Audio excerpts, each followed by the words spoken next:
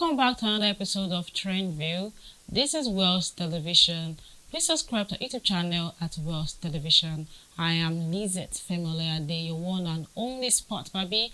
And yes, let's catch up on every gist trending in Nigeria. And let's start with this very happy one that concerns movies. Now, the movie Call of My Life has surpassed 500 million in the box office.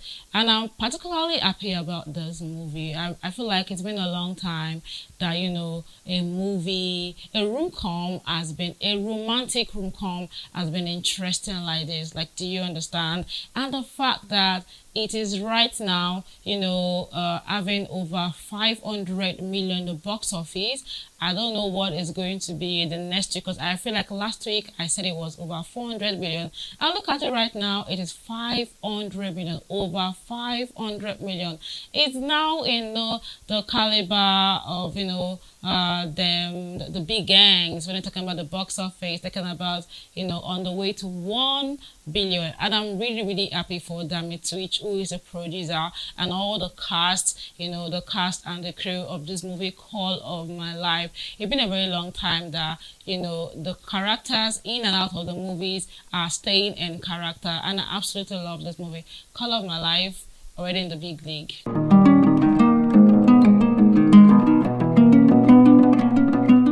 And yes, still on movies. Now, this one is a very dicey one. Yes, because Baba Ijesa, actor Baba Ijesa and his billionaire fashion designer CEO Lumini jointly confirmed the arrival of their baby boy. Now, first of all, congratulations to them. It's a new life. But also, a lot of Nigerians have come out to side eye them and the situation. Now, if you don't know, Baba Ijesa was sentenced for molesting a child. And yes, it was released last year, 14th of November. And now, they are celebrating the birth of his boy. And that's what the question is. The math is not mathing. 14th of November and today is not giving 9 months. A lot of people are really confused. Like, when did this happen? Was it released before it was released? Or, what is really going on?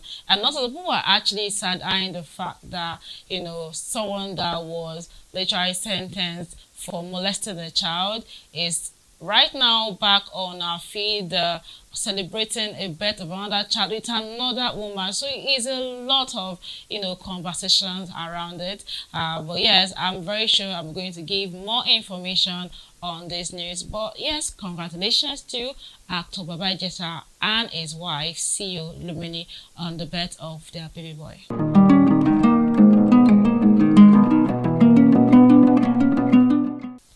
Now let's go to music. Okay, now this one is also a very, dicey one. Not exactly dicey one, but the 18th edition of Africa's biggest music award, talking about Edits, is set to hold in Canada, Toronto. Yes, officially is touching down in Canada, Toronto, and a lot of side eye, because the question of the day is, why is Africa's biggest music award, happening in another continent? And I'm like, okay, I like that kind of question, because really, why is that happening?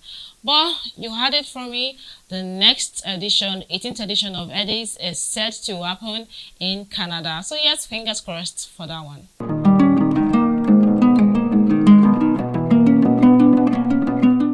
And now to sports stories. Now let's talk about tennis a little bit. I'm a big fan of tennis anyway, and I'm a big fan of Serena Williams, who was literally a big legend. She was a legend when she was literally active. And she took a long time. She literally retired, but tell somebody to tell another person that the queen is back. Now, in nearly 4 years, she came back, for the HSBC Championship, and she played doubles with 19-year-old Victoria Mboko. And guess what? She won every set. Like, that is literally mind-blowing to me. She literally won every set. How do you live, for 4 years, and then you come back and, and you played with someone that you have not played with before, because apparently she has never played with Victoria Mboko before, but they played together. It was natural and they won every set in the HSBC Championship. She's literally just a queen forever. And to add to that, she's also going to be back at the Wimbledon. Yes, she's going to be playing the doubles with her sister, Venus Williams. And I'm excited about it. I mean, already she gave us, a good start, a good back outside, a good comeback, and she's going to now have, to play with her sister, just like the old days in the Wimbledon, playing the doubles. I'm super excited for tennis and super excited for Serena Williams and also her sister Venus Williams.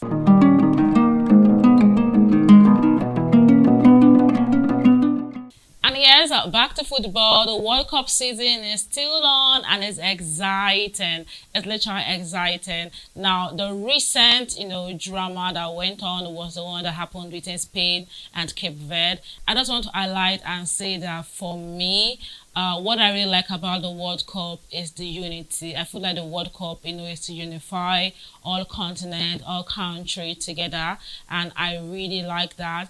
Now, Cape Verde and Spain played together, and of course you would expect that Spain, who is ranked number 3, playing against Cape Verde that is ranked the 3rd lowest populated country in the World Cup. I mean, they are a population of 500,000 and it's the first time in the World Cup, talking about Cape Verde.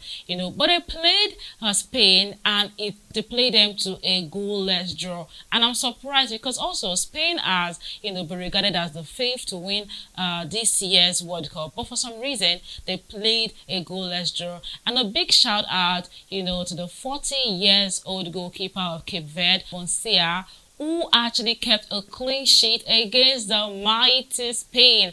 It was an absolute cinema. It was something literally to look at. The big deal about Fonseca was at the age of 25, he was not yet a professional player because apparently growing up, he could not start early because of his height and the size. So, he was deprived of that. But look at him right now. He's 40 years old. He's in the, the World Cup, and he has put his country, Cape Verde, on the global map. And also it went from 50,000 to over 7 million followers on Instagram, talking about the impact of the World Cup. But that is not all, on the drama on the World Cup. It's been drama upon drama, and I'm going to come back and be giving you information on the World Cup. The World Cup season is back, and yes, let's keep the fire burning.